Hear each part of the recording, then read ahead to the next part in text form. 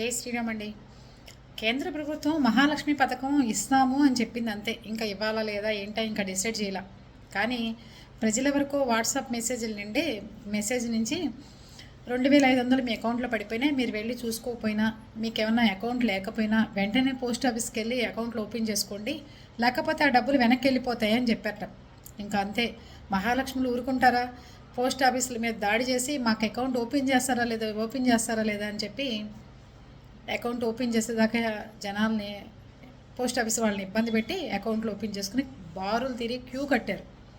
ఇది మొన్న మన ఆంధ్రాలో జరిగింది, ఇప్పుడు తెలంగాణలో జరుగుతుంది.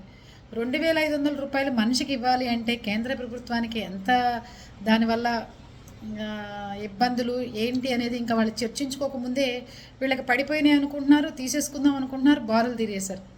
దయచేసి అకౌంట్లో ఒకసారి డబ్బులు పడిన తర్వాత ఎక్కడికి వెళ్ళవమ్మా, ఆలోచించండి. బ్యాంకుల దగ్గర, పోస్ట్ ఆఫీసుల దగ్గర పడిగాపులు గాయమాకండి. ఒకసారి ప్రభుత్వం నిర్ణయం తీసుకుని ఇవ్వాలి అనుకున్నప్పుడు వాళ్ళే అనౌన్స్మెంట్ ఇచ్చి మీ అకౌంట్లోకి వస్తాయే తప్ప మీరు అలా వెళ్ళిపోయి ఇబ్బంది పడమాకండి. అర్థమవుతుందా? ఎక్కువ గాలి వార్తలు ఎక్కువ నమ్మటం, గాలి వార్తలకి ఎక్కువ ఇంపార్టెంట్ ఇస్తున్నారు ప్రజలు.